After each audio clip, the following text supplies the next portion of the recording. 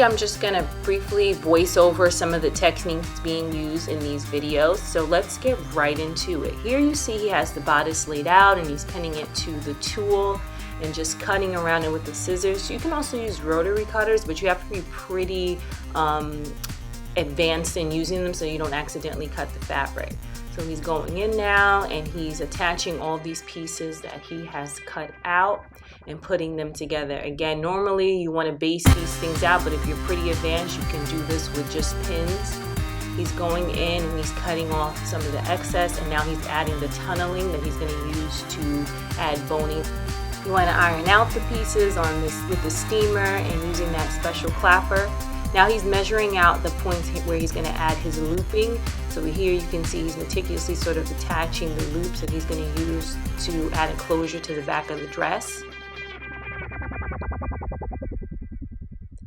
He's also adding the finishing trim on the edges of the neckline, pressing it a little bit more to make sure everything's nice and flat. Pressing is very important in dressmaking.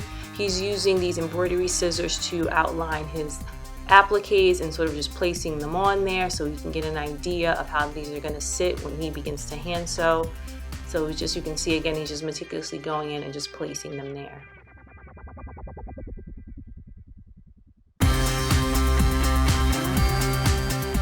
And he's going back in and hand sewing. Don't let the speed of this video fool you. This takes quite a bit of time. So now he's going on to his lining fabric and he's going to create his sort of like swoop using this process a lot of us dressmakers use. Is just a way to get that sort of fullness that you want to a skirt by using this process of cutting the top and then going around in this way.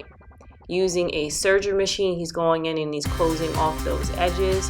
Looks like he's changing some of the settings on his machine to do the finishing on the bottom of the dress. And again, adding additional finishing using trims or bias tape to add additional finishing to the dress. Again, pressing is extremely important when you're doing dressmaking. You are pressing almost constantly during the process.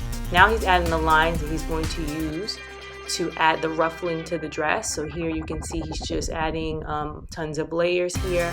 And again, something that looks pretty simple actually is quite meticulous because he has to take this rouging and add them to each line that he has made on the dress. Now he's attaching it to the dress itself. This is a beading technique that is used to quickly add beads to thread without just sitting there using your hands to add individual ones on there. And this is what the dress looks like when it's all done and put together. And as you can see, it looks absolutely stunning. It looks amazing. Just understand that even though he seems to have done it quickly, it takes years to get to the level where you can do it this quickly and have this kind of an outcome. But this is the end result of the dress we designed.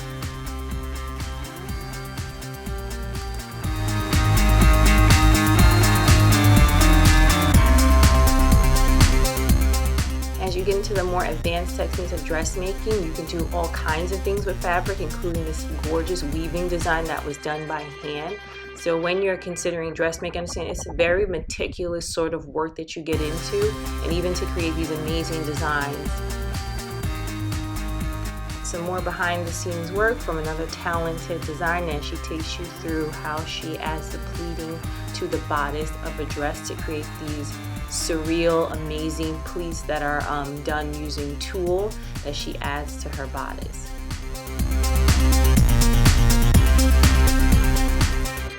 I thought this video was so fun, the way she just made this enormous tulle dress using tons of tulle and just her creativity.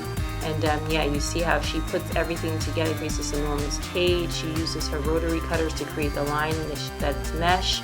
Lots of pinning and hand sewing to create that bodice.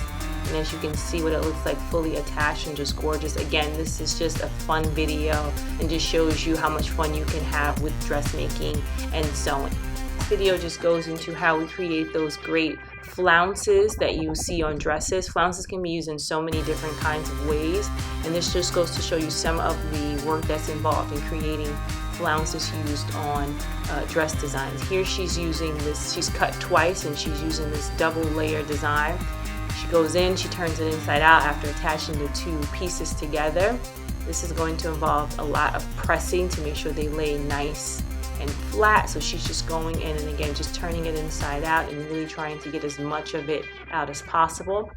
Now you're adding it to the bodice using pins, just to make sure you want to be sure where this sits. So that's what it looks like as the flounces are completed. This is some, she's using a water-soluble marker, so it's just like mark the placement of where she's going to actually put this ruffle towards the end, and this would be the outcome of the design. Thanks for watching. Be sure to like and subscribe. Videos are uploaded weekly covering dressmaking, fashion, lectures, and more. Enroll in Lady Cloth U on Teachable for dressmaking and fashion design courses. See you again soon.